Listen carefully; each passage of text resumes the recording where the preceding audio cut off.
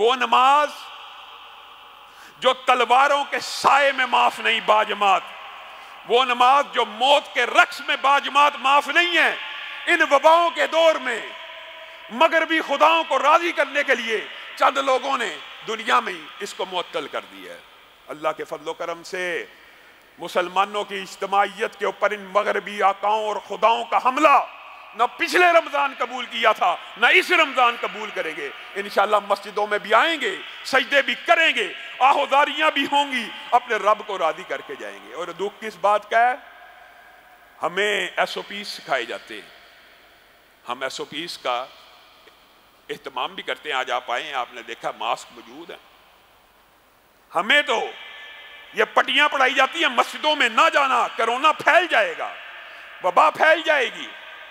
اور خود خان صاحب کی کل تصویر کرونا کے مریض ہیں، میڈیا کی ٹیم کے ساتھ ملاقاتیں کرتے ہوئے نشر ہو گئی ہے۔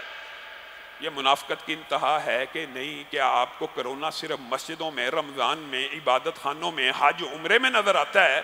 بازاروں منڈیوں کے اندر، جلسوں جلوسوں کے اندر، سیاسی اجتماعات کے اندر، احتجاجوں کے اندر، عورت مارچ کے اندر نظر نہیں آتا؟